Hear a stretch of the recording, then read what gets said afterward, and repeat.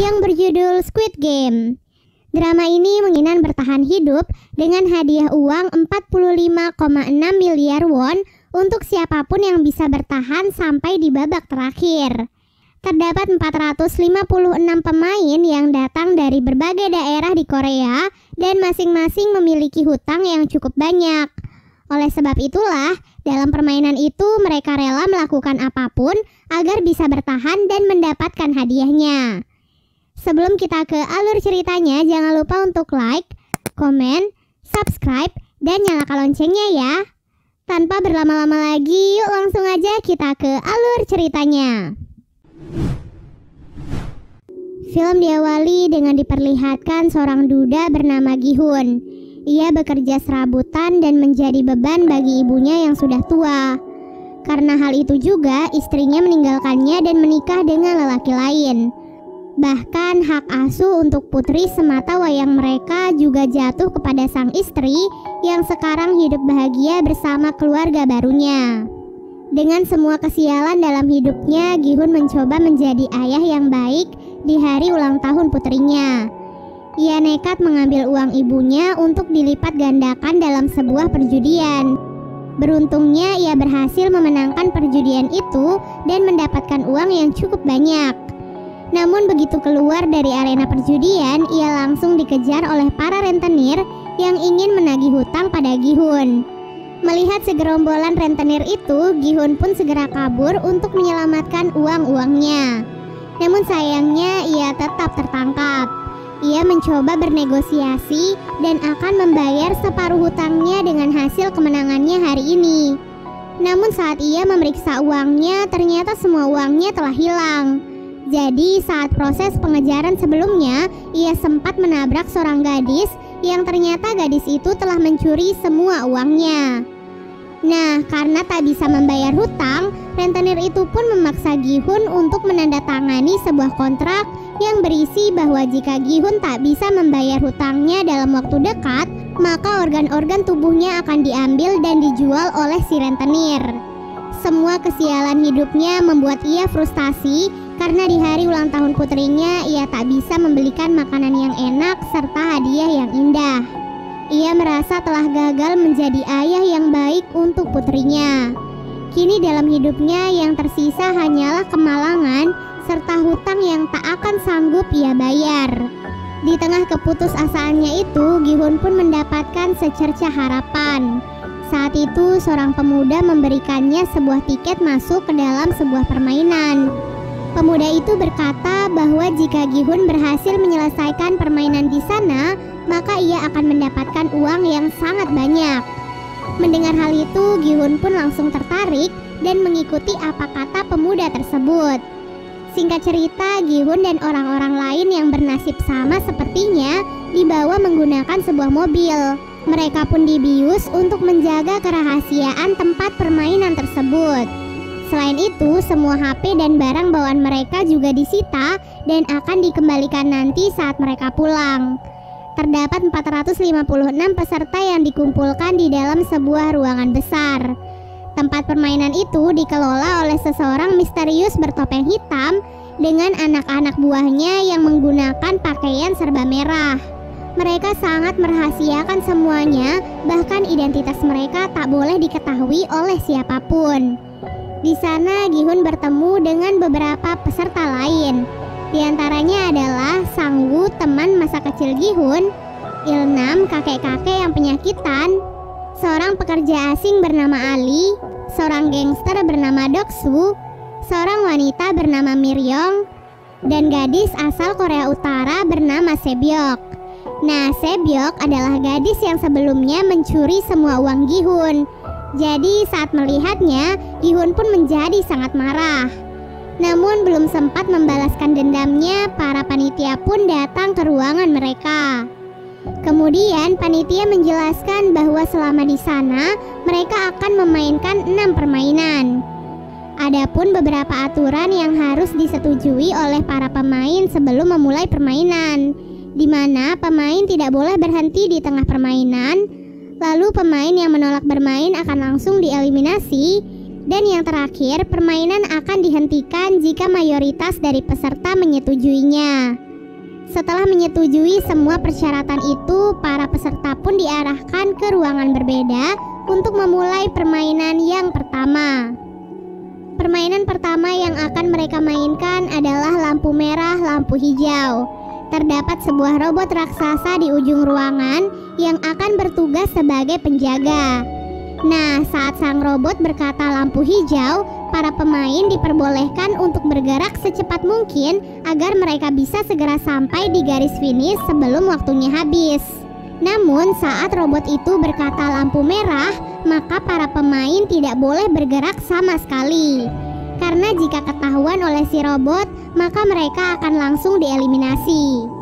Terdengar cukup simpel ya, namun kenyataan yang sebenarnya jauh lebih mengerikan. Bagaimana tidak, maksud dieliminasi dari permainan bukan hanya sekedar dikeluarkan, tapi ditembak hingga tewas. Peluru datang dari berbagai sudut. Semuanya telah diatur agar langsung menembak siapapun yang bergerak selama lampu merah. Karena hal itu, para peserta pun terkejut dan mulai berhamburan di arena permainan. Sayangnya tindakan itu bukannya membantu mereka, melainkan membuat mereka semua mati sia-sia. Gi-hun dan beberapa pemain yang masih tersisa terpaksa harus terus menyelesaikan permainan meskipun mereka harus melihat ratusan mayat yang tergeletak tak terurus di sekitar mereka. Mereka harus tetap berkonsentrasi agar bisa segera sampai di garis finish dengan aman dan tidak kehabisan waktu.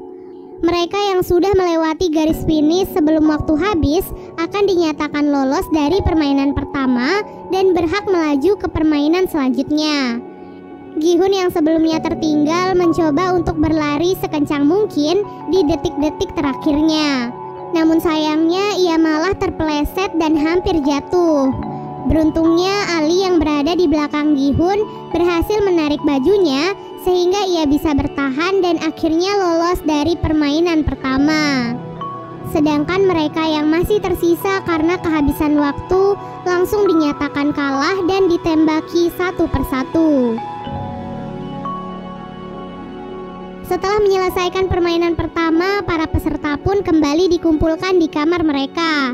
Dari 456 peserta, kini hanya tersisa 201 peserta saja. Para peserta yang masih tersisa sangat ketakutan karena apa yang terjadi di permainan pertama. Alhasil, mereka pun sepakat untuk menyudahi semua itu dengan melakukan voting. Sebelum melakukan voting, panitia mengingatkan kepada mereka bahwa kini hadiah yang terkumpul sudah mencapai lebih dari 25 miliar. Hal itu diakumulasikan dengan jumlah para peserta yang telah gugur. Dan jika mereka memilih untuk berhenti dari permainan ini, maka mereka akan dipulangkan tanpa membawa uang sepeser pun. Hal itu tentu membuat mereka semua menjadi goyah. Namun pada akhirnya dengan selisih 1 suara saja, mereka pun sepakat untuk menyudahi permainan tersebut.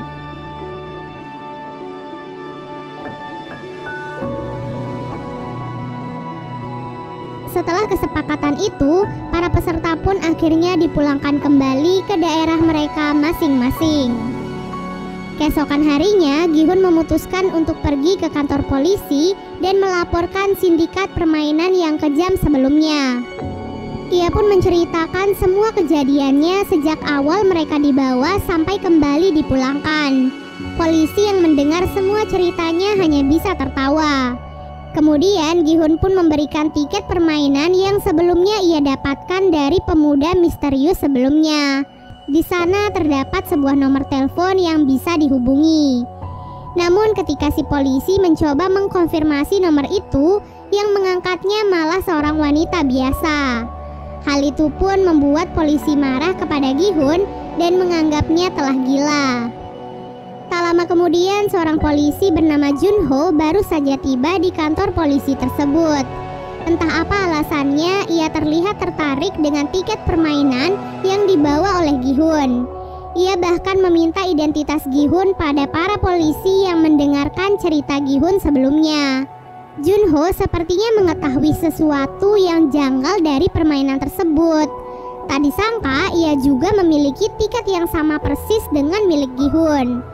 Tiket itu diketahui milik kakaknya yang sudah lama menghilang. Junho pun merasa bahwa kakaknya pasti ada di tempat permainan tersebut. Di tempat lainnya, Gi-hun yang pulang ke rumahnya merasa kebingungan mencari ibunya. Ternyata ibu Gi-hun saat ini dirawat di rumah sakit karena menderita penyakit diabetes akut. Bahkan dokter menyarankan kepadanya untuk segera melakukan operasi. Namun sang ibu justru memilih untuk pulang karena tak sanggup membayar biaya pengobatan di rumah sakit. Hal itu pun membuat Gi-hun sedih dan kecewa pada dirinya sendiri. Ia bahkan nekat meminjam uang pada mantan istrinya demi bisa membayar biaya pengobatan ibunya. Namun yang ia dapatkan malah hinaan dari suami baru mantan istrinya yang juga bahkan melarangnya untuk mendekati putri kandungnya sendiri. Hal itu pun tentu membuat Gi-hun marah dan langsung menghajar lelaki tersebut. Kini Gi-hun pun sadar bahwa apa yang dikatakan panitia permainan itu benar adanya. Dunia luar jauh lebih kejam dari apa yang terjadi di dalam sana. Mereka akan tetap dikejar hutang dan mati di tangan rentenir. Semua kenyataan pahit dunia pun membuat Gi-hun dan yang lainnya tertarik untuk masuk lagi ke dalam arena permainan. Pada malam harinya mereka semua pun berkumpul dan dijemput seperti saat pertama kali ikut serta. Namun kini yang berbeda adalah mereka bisa lebih mempersiapkan diri karena sudah tahu apa yang akan terjadi di dalamnya. Dari arah lain, Junho ternyata juga ikut menyusup ke dalam mobil. Kali ini ia bertekad untuk bisa masuk ke dalam arena permainan agar bisa menemukan kakaknya yang hilang. Ia pun menghajar seorang panitia dan mengambil kostumnya agar ia bisa menyamar tanpa diketahui oleh siapapun.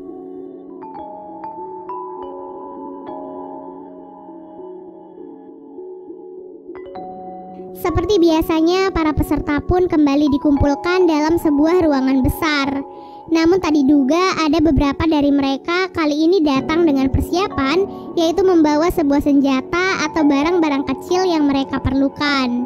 Dari 201 peserta awal, kini tersisa 187 orang yang memutuskan untuk ikut serta kembali. Yang berarti hadiahnya juga semakin bertambah. Di waktu yang sama, Junho yang kebingungan juga kini harus menyamar menjadi panitia di dalam aula permainan tersebut.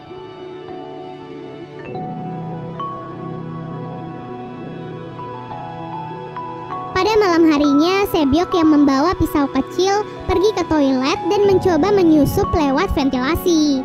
Dengan bantuan Miryong, ia pun berhasil masuk ke dalam ventilasi dan melihat apa yang terjadi di ruangan lainnya. Di sana ia melihat bahwa para panitia sedang membuat gulali berskala besar. Namun ia tak tahu apa yang akan dilakukan dengan semua gula tersebut. Keesokan harinya para peserta pun bersiap dan dikumpulkan untuk memainkan permainan yang kedua. Sebelum memulai permainan, Sang Woo bertanya kepada Sebyok tentang apa yang ia lihat kemarin malam. Ia pun berkata bahwa permainan kali ini pasti merupakan permainan masa kecilnya. Sedangkan Sebyok yang berasal dari Korea Utara pasti akan kesulitan. Oleh sebab itu, Sebyok pun memberitahunya bahwa ia melihat para panitia membuat gulali. Setelah mendengar hal itu, Sang Woo pun langsung teringat akan permainan masa kecilnya, di mana terdapat lelehan gula yang diberikan dalam bentuk yang berbeda-beda. Tugas mereka adalah mengikis gula tersebut sesuai dengan bentuknya. Itulah mengapa ia sengaja mengambil bentuk segitiga karena merupakan bentuk yang paling mudah. Namun anehnya, Sang Woo tidak memberitahu teman-teman terdekatnya tentang hal itu dan malah membiarkan mereka memilih bentuk-bentuk yang sulit. Seperti contohnya Gi-hun mengambil bentuk payung dan kakek Ilna mengambil bentuk bintang. Peserta memiliki waktu 10 menit untuk menyelesaikan permainan kali ini. Bagi peserta yang gagal membuat bentuk yang sesuai, maka mereka akan langsung dieliminasi atau ditembak. Hal itu pun membuat para peserta yang lain panik dan semakin ketakutan. Mereka semua berusaha sekeras mungkin untuk mendapatkan pola yang diinginkan. Kemudian terlihat Miryong yang memanfaatkan korek apinya untuk memanaskan jarum agar gulali itu bisa lebih mudah untuk dilelehkan. Peserta yang mengambil bentuk mudah satu persatu mulai berhasil menyelesaikan misi dengan aman.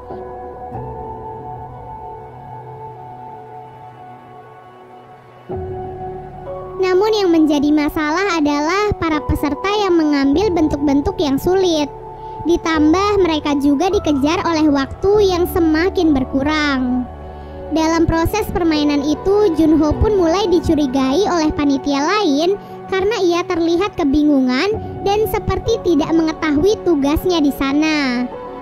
Di menit-menit terakhir, Gi-hun pun mendapatkan ide cemerlang agar ia bisa menyelesaikan misi dengan cepat.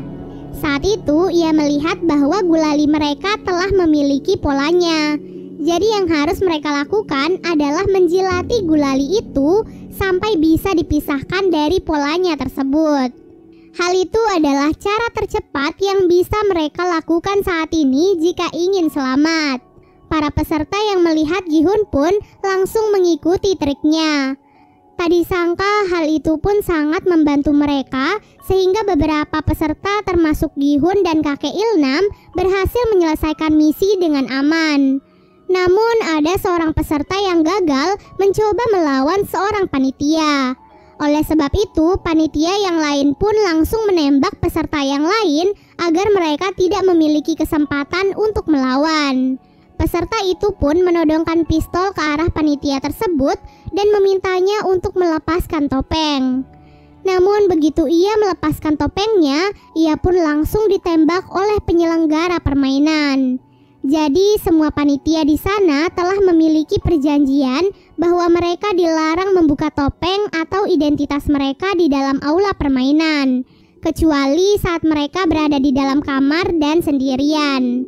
Semua itu dilakukan untuk menjaga semua kerahasiaan dari permainan tersebut. Dan part 1 pun akhirnya selesai. Siapa ya kira-kira dalang dari permainan ini? Dan apa ya kira-kira yang akan terjadi selanjutnya pada Gi-hun dan yang lainnya? Pastinya bakalan lebih seru guys. So kalau kalian penasaran,